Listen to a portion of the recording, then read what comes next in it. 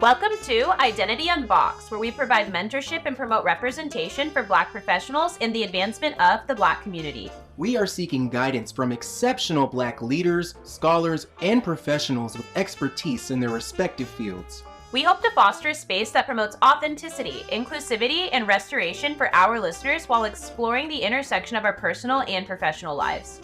This project is a culmination of our lived experiences as young Black professionals to transform our life trajectories to overcome adversity and reach triumph.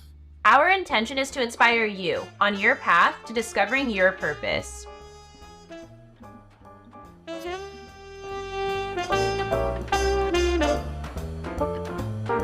First off, Maya, thank you so much for being here. You are the Associate Dean for Equity, Justice, and Inclusion within the College of Arts and Sciences at the University of Washington and a sociolinguist with a focus on the intersection of racial and linguistic identity formations among marginalized groups in the Francophone African diaspora.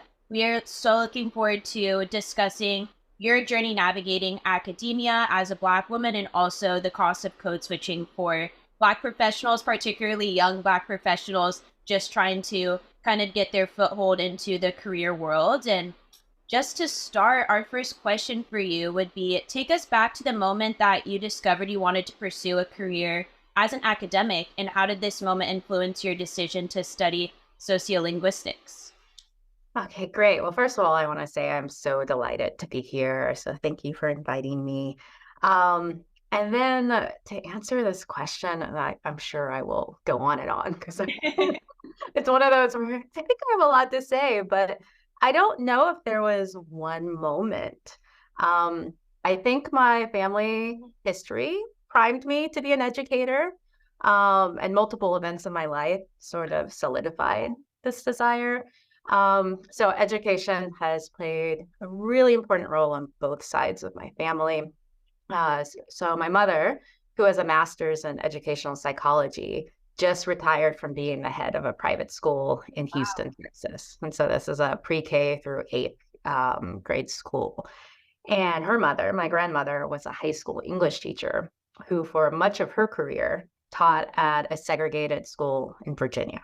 Wow. Yes. And then her mother, my great grandmother, and her twin sister went to college for one semester before the money ran out. And as you can imagine, this was a big deal in early 20th century Virginia, especially because her mother was born into slavery and never had access to a formal education.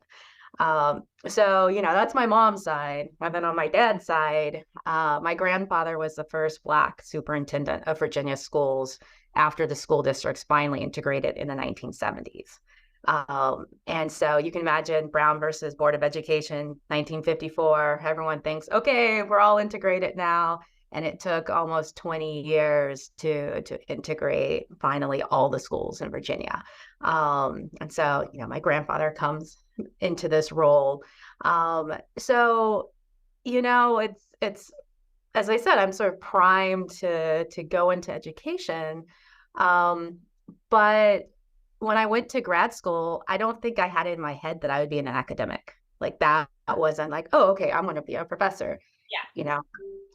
Honestly, I embarked. Oh, sorry, I'm going to cut off the sound. It's okay, no worries. Thing happening right now. Yeah, the team chat. Sometimes you hear the little pings. Yeah. I was like, what's going on? Okay. It's been silenced. Sorry about the intrusion. But yeah, I honestly, if we're going to be real here, I embarked on a PhD because I love to learn languages and I love to travel.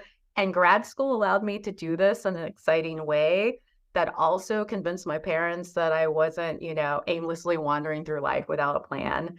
And so I'm sure most people don't go to grad school as a way to do, travel and whatnot. But that's kind of where I was.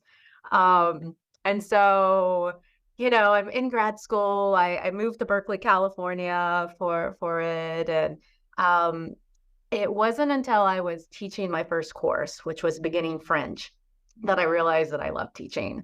Because, you you grow up in a home full of teachers. You're like, I don't want to do that.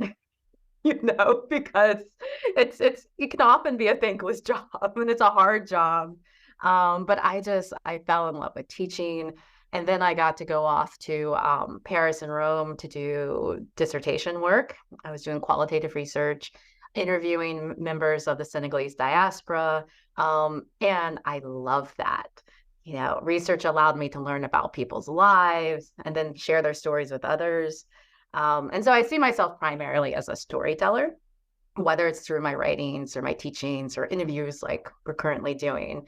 Because there's something about the human experience and being able to understand it in all its complexity that reminds me why I exist and how I can be a better person. So that's sort of how I ended up in academia. But I think you asked me about sociolinguistics in particular, right? Yes, in particular about how you kind of honed in on that area of study. Yeah, kind of share a little bit about that. Yeah, well, it was really because I saw language as one of my biggest challenges to overcome. And so communicating has never been easy to me, and people don't believe me when I say that.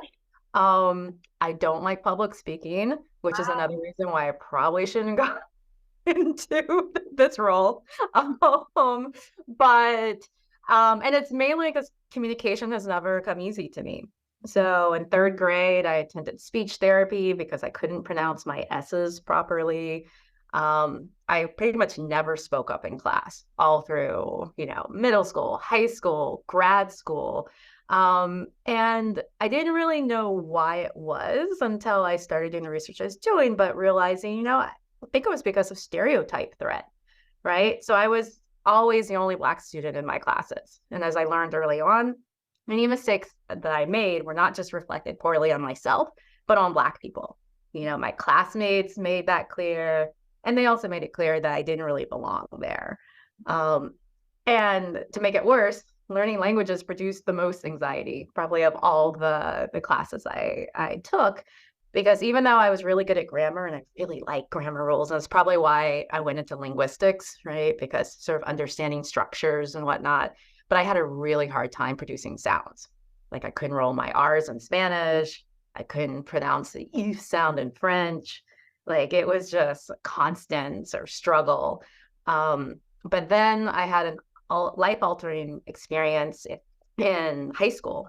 So when I was 16, I studied through school year abroad in Zaragoza, Spain, which was an incredible opportunity. And it was basically because I wanted to get out of my really hoity-toity private school in Houston, where I was the scholarship kid and the only Black girl in my grade throughout. And I was just like, I need to get out of here.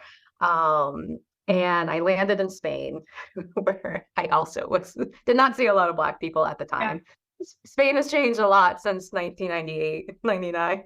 But, and I was there with a host family and I was miserable for the first 4 months. Like it was the hardest thing I've ever done because my family didn't speak English and I was constantly frustrated not being able to communicate. But I would say about 4 months in, around Christmas time, something clicked. And all of a sudden, I was starting to understand what was happening around me. And I was starting to respond to people. And I realized I was speaking another language, which I thought I would never do. And I don't think I've ever had a more exhilarating feeling than that. And so that put me on my academic trajectory, basically, because I came back my senior year and started applying to colleges, which was a very fraught experience. You can imagine being, the only Black girl, one of very few Black kids in the whole school, and then getting into these colleges and people telling me, oh, well, of course they let you in. Share a little bit more about that in particular when you were navigating applying, to these colleges and kind of just that burden of feeling like you have to prove yourself. And I feel like that's something that's really common, just being Black people, where we feel like we have to work twice as hard. We have to prove that we belong in these spaces. And how did you kind of combat that? It was really hard. Senior year of high school was just hard in general because I had spent 9 months in Spain and I mean, I could travel all over Spain as a 16-year-old, right? Like I had this freedom that most high schoolers probably never have. I mean, I was taking buses to Madrid and Barcelona and getting on trains, and I was just being really free. And I was also, having to sort of be able to sort of stand up for myself in another language, right? So it was hard, but great. I never felt so free. And so I come back to Houston and I'm back in this private school, and there's all this stress of applying to colleges. And like I think I don't know where the school is ranked now, but it was one of the like top 10 private schools in the country at the time I was going there, right? So students are just really stressed. And then you're applying for colleges, and so people want to know where you got in. And I applied to a lot of colleges, a lot of Ivies, right? And so when they start rolling in, I got into Harvard, and which I thought was a huge accomplishment. Yeah. And I thought I deserved it. I mean, how many 16-year-olds live abroad their junior year? I had like really good grades. I played an orchestra. I played, I was, having art exhibitions. Like, like I feel like, okay, I proved myself. And the number of people who are like, oh, you got in because of affirmative action, right? And I'm just like, wait, what? Yeah, like that. And I mean, of course, affirmative action is a key topic at the moment. Yeah, hot topic, right? But it was just so frustrating to see people who I had been in class with for 5 years just sort of dismiss any accomplishment. And then I made people really angry when I decided not to go to Harvard. Wow. Like, because then I was uppity. Like, how could I? Dare you? Like, Right. Oh, You turned down an opportunity that you're so lucky to have, even though you yes. worked so hard to prove that you belonged there. Yes. Oh my gosh. It was just, people couldn't believe it. And then honestly, I ended up applying to NYU, which at this time was, it was a solid school, right? It was a top tier school, but it wasn't it's still not an Ivy.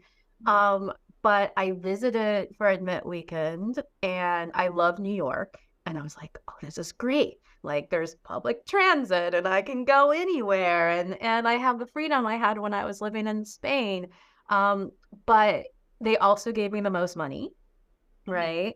And that was huge. And the kicker was they were the only school that would let me do 2 years abroad, like without flinching, because they have all these campuses all over the world. And they're just like, yeah, you're getting an NYU education abroad. And so I took them up on that. Like I went back to Spain, I went to France, I went to Senegal, I spent time in all these other countries.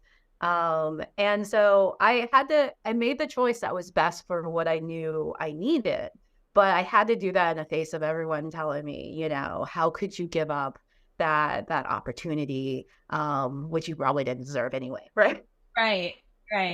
it's so interesting because ironically, like I had a very similar experience my freshman year at UW where, gosh, I feel like all our lives we are always fighting to prove ourselves. And I was having this conversation with a peer of mine, and he was like, if anything, I feel like black people have privilege in this country because you get scholarships because you're black.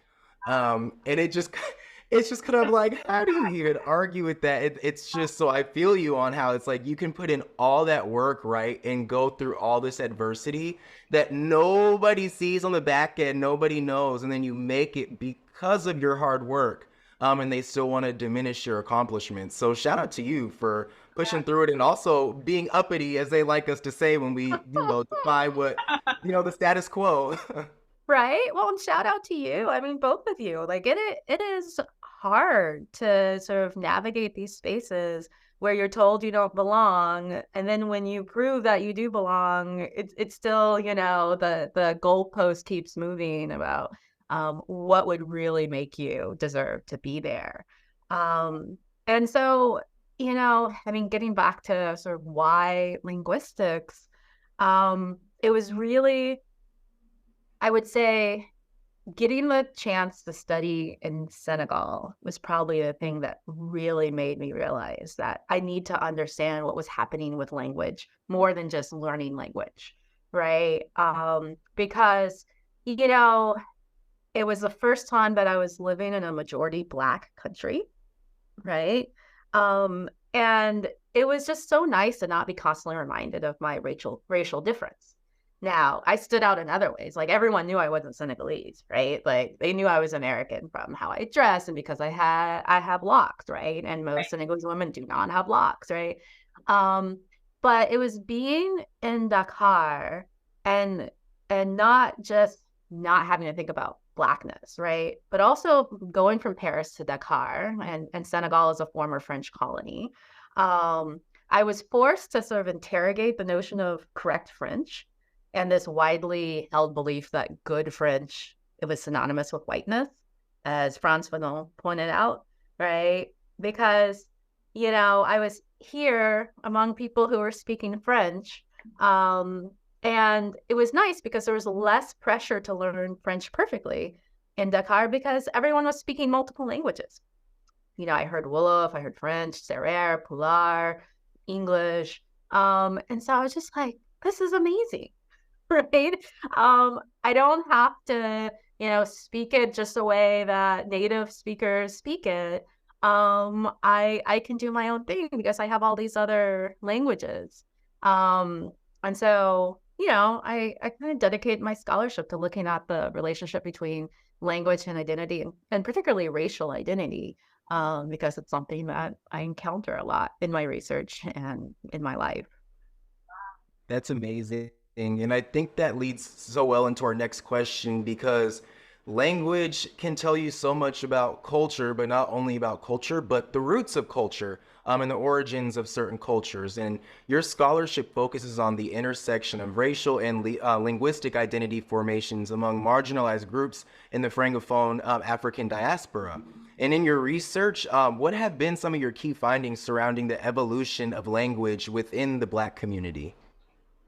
Yeah, that's a good question. I would say my work focuses less on the evolution of language within the Black community, and I'd probably say Black communities, plural, right? And more on the creative and expansive and impressive use of language, and the power that language bestows on its speakers. So I'm interested, as you said, in multilingualism and in this concept of translanguaging, which is probably a term that many people have not heard. But scholars Li Wei and Ofelia Garcia define it as the dynamic use of different languages and the process of knowledge construction that is more than just the ability to use these multiple languages.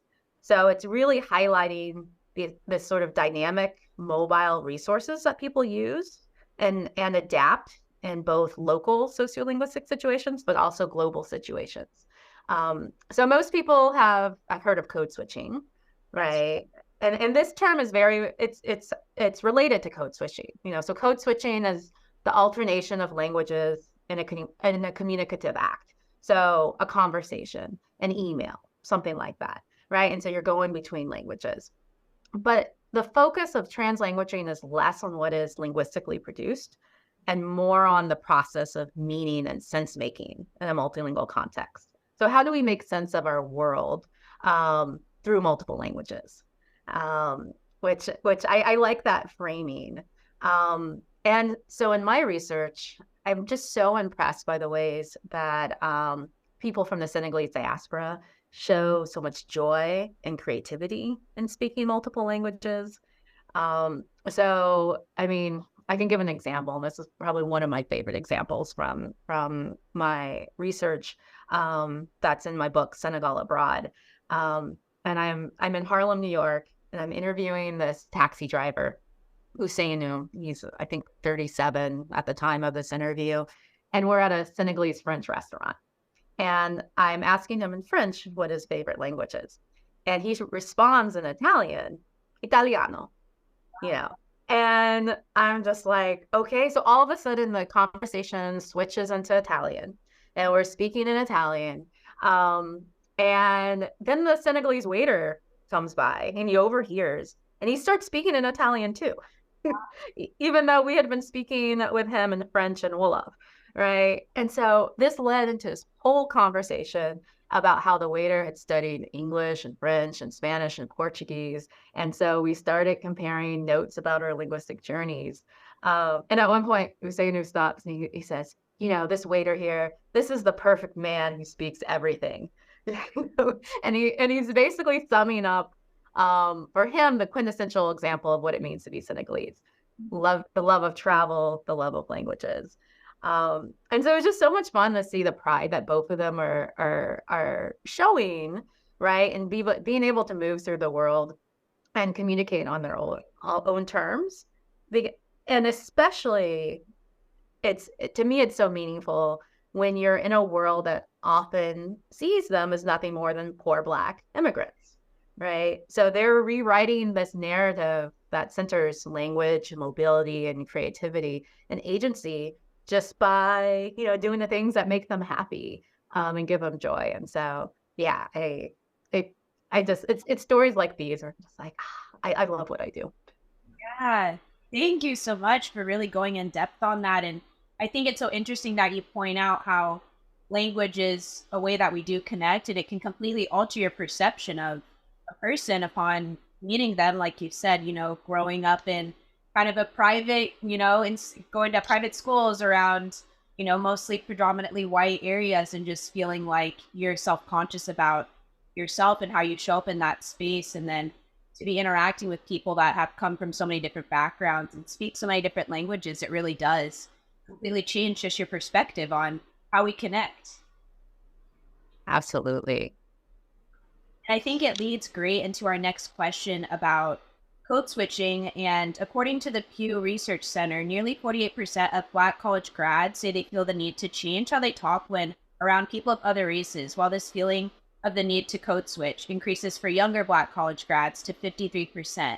How do you see code switching impact the Black community within your research, both within and beyond professional spaces? And I will say Black community is plural, since we kind of explained that. How are diaspora? Yeah, definitely. So I think a lot about this with my students, right?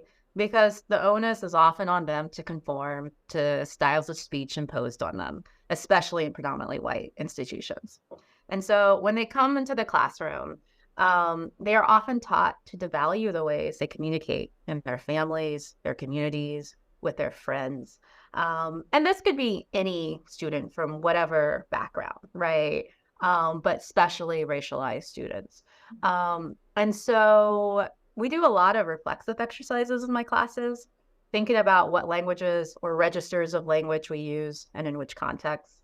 I try to point them to all the creative ways they use language, and to get them to see that they can take pride in the various ways they communicate. And then I like it when they can make connections between their lived experiences and the course text. So I often bring in literature that's looking at that are multilingual texts, right? Or I bring in my research data and the transcripts and have them sort of analyze, you know, basically like the example I just gave. And so, you know, there's nothing wrong with being linguistically savvy and being able to adapt to different contexts, right? And that's what code switching, that's what you're doing. But it will be so much more meaningful if you are doing it because you want to, and not because you have to, right? Yeah. Because you will experience linguistic violence if you see the value in all the ways you speak. That linguistic violence won't have as much power over you, right? But if you're being forced to speak in a certain way in class, that is quite violent, because you're being told that how you show up in the world is not good enough. And that just has, you know, devastating effects for people. So it's how you're approaching it. It's like, oh, okay, I'm awesome. I can speak all these languages and all these varieties of even English, right? And so I'm going to speak in this way, this academic English, because, you know, I can. But maybe sometimes you don't want to, right? And to be able to not have to do that and still show people that you are competent in languaging and using language is important. And often people aren't gonna see that in you. And so you really have to work on yourself and your own sort of confidence in who you are to be like, okay, well, I'm gonna do this because I know who I am and I can. Exactly. I wanted to ask, what are your thoughts or have you experienced? Because I know as Black folk, we often experience this where we'll be in spaces and, we will speak, intelligently and articulately. And, that's just who we are. And we enter these spaces and people that are non-Black are like, well, like, wow, you're so well spoken. And, it's just so like, it's so good to see you be so articulate and things like that. What do you take from that through your studies? I mean, they're just showing what their expectations are of you, right? And it's like I hear it all the time. The way I'm speaking right now, this is the way I speak, right? I gave you my whole sort of educational genealogy.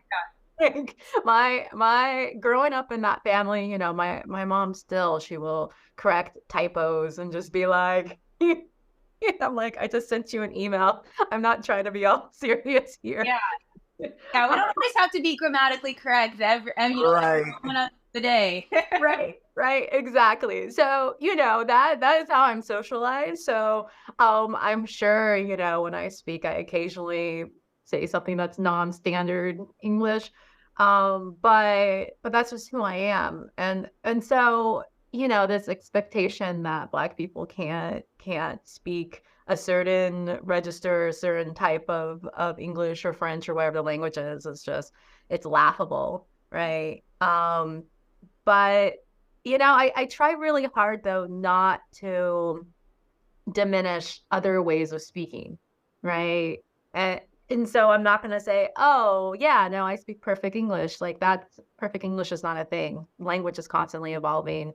And I try to get students, like I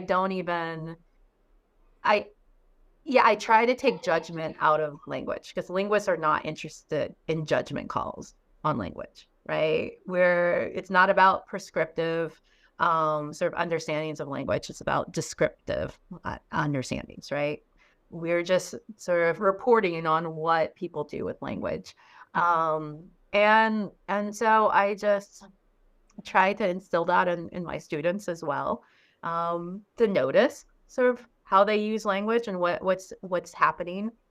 And you get this a lot in sort of the multilingual research, right? Because things like code switching, I mean, you're switching between two languages and structures and systems, and there's no right way to do it, right? If you're speaking Spanglish or you're speaking whatever it is, there are no set rules on how you do it, and that's what makes it so fun and so interesting, and so much creativity with language, because you are using this tool to best express yourself. That's amazing. I'm so glad that you're so supportive and your students in academia and like showing them the way that, the way they speak is okay, the way they present themselves is okay, regardless of what others may think or show them in predominantly white institutions.